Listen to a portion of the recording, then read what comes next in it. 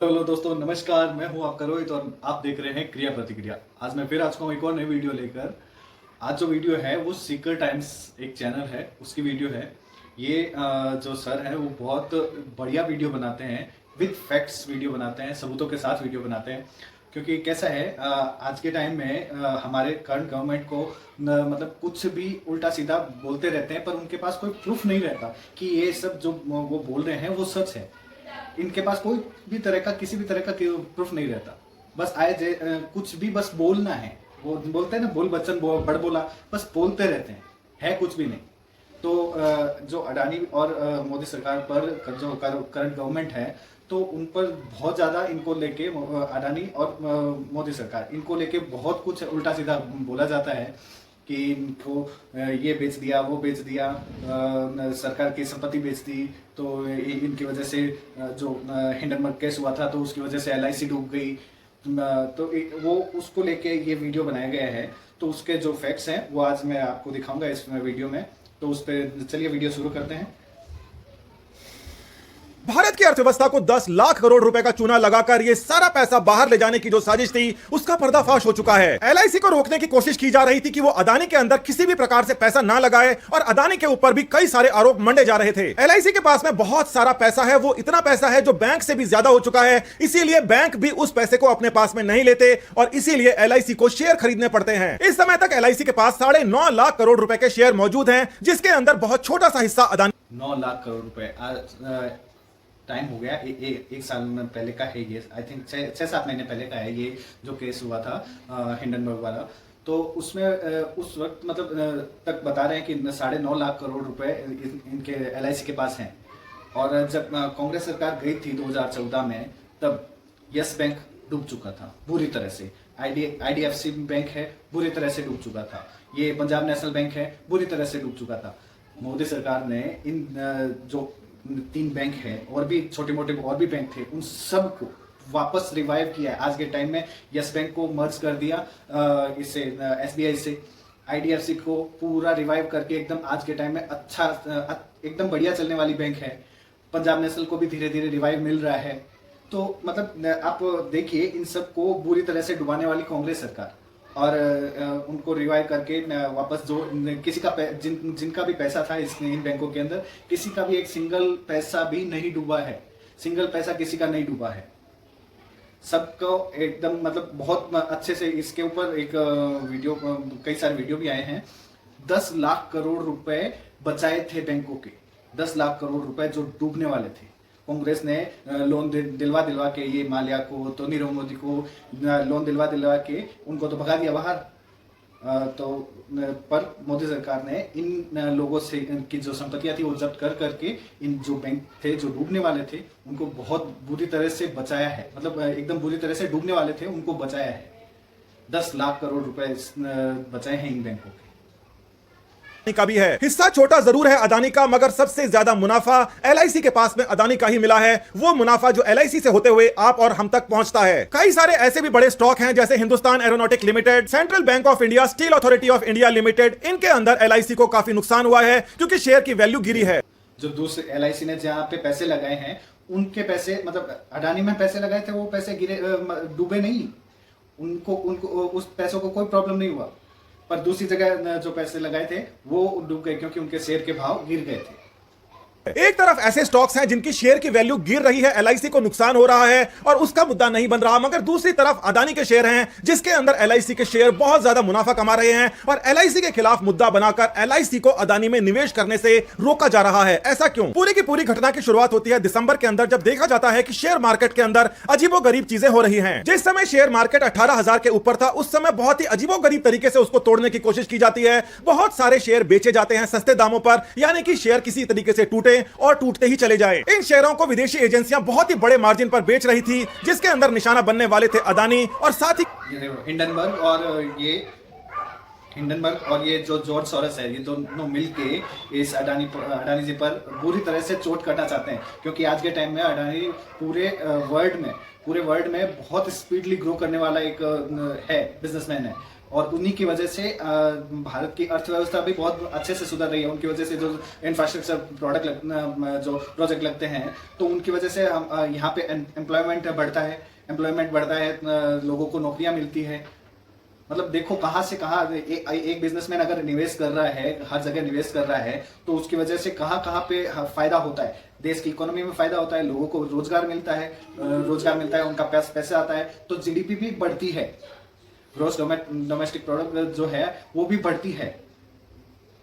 के अंदर आया रोल एलआईसी का भी। 4,000 की चीज को अगर आप 3,500 में बेचना शुरू करते हो, लोगों में भगदड़ मच जाती है, वो सब बेचना शुरू कर देते हैं और धीरे धीरे उसकी कीमतें घट जाती हैं। मगर यहां पर एक बहुत ही बड़ी समस्या थी। समस्या यहां पर यह थी कि जितना भी शेयर मार्केट को तोड़ने की कोशिश की जा रही थी, उतना ही एलआईसी जैसे डोमेस्टिक आईआईज को इन्हें सस्ते दामों पर खरीदने की संभावनाएं बन रही थी, यानी कि सारा का सारा मुनाफा एलआईसी ले जाती। बाहर की एजेंसियां यानी कि एफआईआई के सामने सबसे बड़ी चुनौती थी डीआईआई यानी कि एलआईसी जैसी कंपनियां, जो कि अगर सस्ता होता है माल तुरंत खरीद लेती हैं और ज्यादा मुनाफा ले लेती हैं। यानी यहां पर मामला ऐसा बनता है, एलआईसी शेयर खरीदती है तो अदानी ऊपर चले जाता है और विदेशी एजेंसियां बेचती हैं तो वो नीचे चले जाता है। और इस पूरे मामले के अंदर विदेशी एजेंसी एलआईसी को यहाँ पे कोई फर्क नहीं पड़ रहा है, एलआईसी को कोई फर्क नहीं। ये इतना भ्रम फैला रहे थे, इतनी अफवाह फैला रहे थे कि एलआईसी डूब जाएगा, तुम अपना पैसा मत लगाओ। एलआईसी ने पहली बात तो बहुत अपने एलआईसी के पास जितना भी है ना, उसका सिर्फ 1% पैसा सिर्फ अडानी में लगाया था, और वो भी पूरी तरह से ग्रो कर रहा था, कोई डूबा नहीं, ग्रो किया है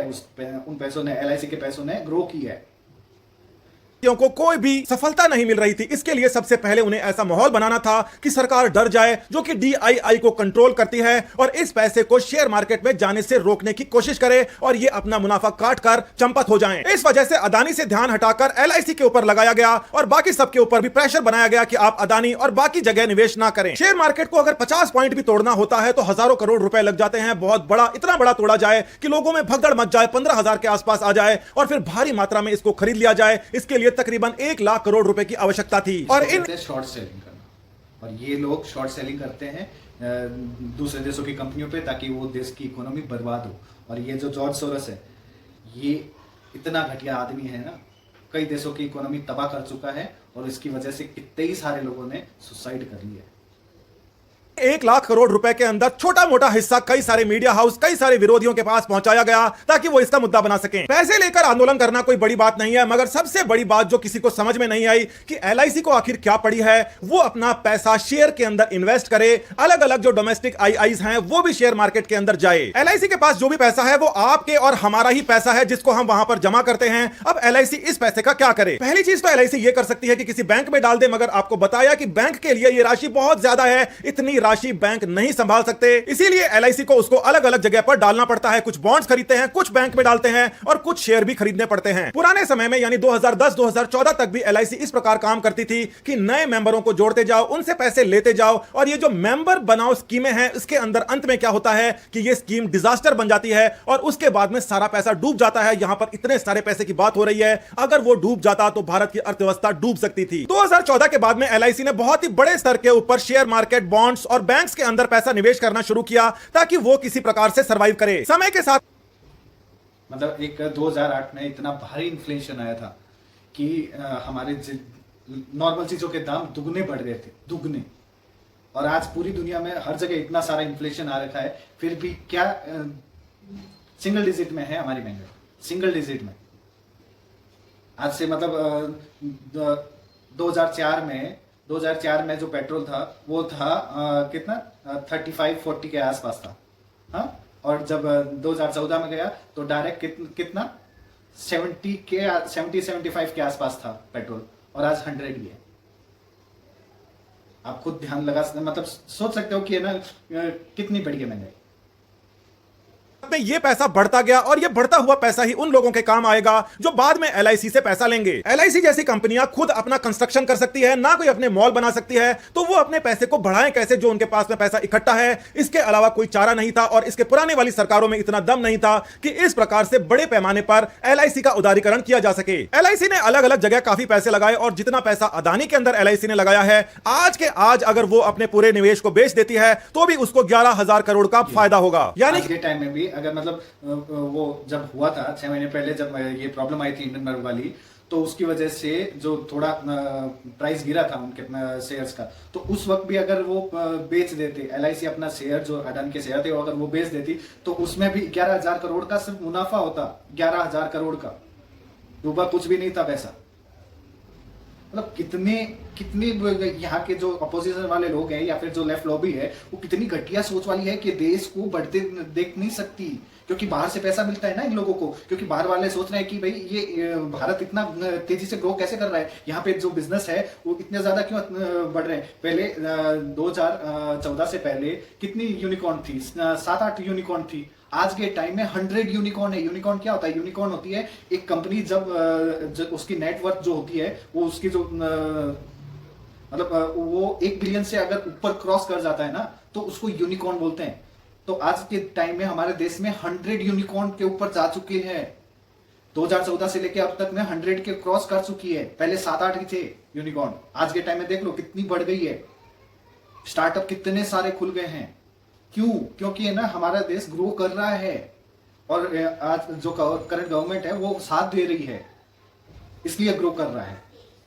कि जो आरोप लग रहे थे कि एलआईसी का आपका हमारा पैसा अदानी में क्यों लगा है, उसकी सच्चाई यह है कि मार्केट गिरने के बावजूद वो पैसा 36% बढ़ चुका है, जितना कोई बैंक भी नहीं बढ़ा के देता। एलआईसी के पास में तकरीबन 40 लाख करोड़ रुपए 2021 में बन गए थे। इस समय तक 100 लाख करोड़ होंगे, जिसमें से केवल 9.5 लाख करोड़ रुपए ही 2022 तक शेयर मार्केट में निवेश किए गए थे। अब अगर एलआईसी जैसी कई सारी डोमेस्टिक इंस्टीट्यूशंस के पास इतना सारा पैसा है और शेयर मार्केट में जहां पर उनको मौका मिले वो शेयर को सस्ते में खरीद लें, तो बाहर वाले विदेशी लोग आज तक जो पैसा लेके जाते थे आखिर करेंगे क्या? वो तो साजिश करनी ही पड़ेगी। यहां पर विदेशी एजेंसीज की साजिश थी कि अदानी जैसी बहुत सारा मुनाफा देने वाली कंपनियों के अंदर पैसा लगाकर पहले उनके पैसे को तोड़ा जाए और उसके बाद में उन्हें खरीदा जाए। मगर एलआईसी के बीच में आने पर उनको सबसे बड़ी परेशानी हो रही थी, इसको यहां से हटाना था। 18,000 से शेयर मार्केट टूटते टूटते 16,800 तक आ गया। तब तक ये लड़ाई जारी थी, लोग आपस के अंदर रस्साकशी कर रहे थे, मीडिया के अंदर रिपोर्टें प्रकाशित कराई जा रही थी, कई सारे आंदोलनकारी आ रहे थे सामने, कई सारे देश विरोधी लोग इस बारे में चर्चाएं कर रहे थे।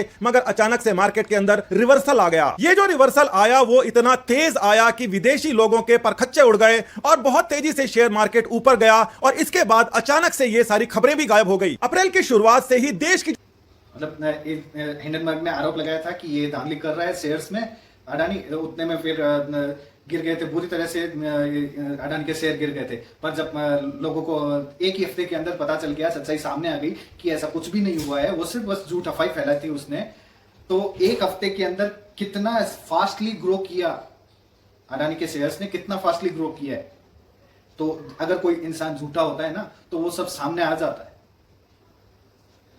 जो कंपनियां हैं वो जीतने लग जाती हैं, एलआईसी जीतने लग जाती हैं और ये जितने भी विदेशी लोग थे इन्होंने अपनी हार मान ली। अचानक से मार्केट वापस ऊपर आया और आप ये खुद देखिए कि अप्रैल की शुरुआत या अप्रैल के बीच के बाद में एलआईसी और अदानी के ऊपर कोई हमले आखिर क्यों नहीं हो रहे, जबकि मुद्दा वही का वही है। कारण इसका यह है कि जहां से इन्होंने शुरुआत की थी वहां पर मार्केट दोबारा पहुंच चुका है और जिस प्रकार का इसने पैटर्न बनाया है ये ऊपर जाएगा। भारत के लोगों को सावधान रहना चाहिए ऐसी देश विरोधी ताकतों से जो कि इस प्रकार के घटनाक्रम करवाने के लिए मीडिया का और देश विरोधी आंदोलनकारियों का साथ लेती हैं, क्योंकि उनकी सच्चाई सामने आ गई। छाती ठोककर आप उन आंदोलनकारियों से पूछिए कि आज के समय आपके पास पैसा नहीं आ रहा, इसीलिए आप एलआईसी के निवेश का कोई मुद्दा नहीं बना रहे और आपकी नीयत हमें समझ आ चुकी है। जिन लोगों को विदेशी इनाम मिले थे मैक्से से ये वो भी अचानक से चुप हो गए, क्योंकि उनके पास में समझ में आ गया कि यह मुद्दा खत्म हो चुका है, उनको फंड करने वाले लोग हार चुके हैं। नमस्कार, धन्यवाद, जय हिंद। तो चलिए वीडियो खत्म हो गया है। मतलब इन दो लोगों की चालाकियां देखो कि जैसे ही सब सच्चाई सामने आई कि ऐसा कुछ भी नहीं हुआ, सारे चुप हो गए, मौन हो गए। ऐसा नहीं कि सामने आके बोल दे हाँ भाई गलती हो गई, हमसे भूल हो गई। ये लोग इतने दोगले लोग होते हैं ना कि मुंह में आएगा वो बोल देंगे, पहले कुछ भी बोल देंगे, पर जब सच्चाई सामने आ जाएगी मुंह बंद करके साइड में हो जाएंगे। इतने घटिया किस्म के लोग हैं ना, और मतलब इनका जो साथ देते हैं उनका भी मुझे समझ में नहीं आता कि बिना समझ के लोग होते हैं क्या, उनके अंदर कोई समझ या फिर ये नहीं है कि भाई सामने सच्चाई क्या है, दिखती नहीं है। आज के टाइम में सब खुला है, सरकार कुछ भी हमसे कुछ भी नहीं छुपा सकती। आरटीआई नाम की ये जो चीज है ना, वो सब कुछ खोल सकती है। बस थोड़ा सा ना उसमें हमें काम करना पड़ेगा कि अगर हमें दिख रहा है कि कुछ गलत है तो वो पता करो, पता करके सब सबूत सामने लाओ। अदालत में, सुप्रीम कोर्ट में सबूत तो आते नहीं है, सबूत ला नहीं सकते, और कुछ भी उल्टा सीधा लाके रख देते हैं जिसका कोई सर नहीं होता, कोई पैर नहीं होता। तो मतलब हमारे देश को डुबाने की कितनी बड़ी साजिश हो रही है। पर मुझे लगता है ऐसा अब कुछ नहीं होने वाला। ये जितनी भी देश विरोधी ताकतें हैं वो धीरे धीरे धीरे करके सब खत्म हो जाएगी, और हमारा देश ये जो सेंचुरी है, ये जो दशक मतलब जो शताब्दी है, ये शताब्दी हमारी भारत की ग्रो करने की सबसे स्वर्णिम काल है, और हमारा देश ऊपर जाएगा। बस हमें इस सरकार का साथ देना है और कुछ नहीं। तो चलिए, कैसा लगा ये वीडियो प्लीज कमेंट करके जरूर बताना। अच्छा लगे तो लाइक करना, शेयर करना, प्लीज चैनल को सब्सक्राइब जरूर करना। मैं मिलूंगा आपसे एक नए वीडियो में, तब तक के लिए जय हिंद, वंदे मातरम।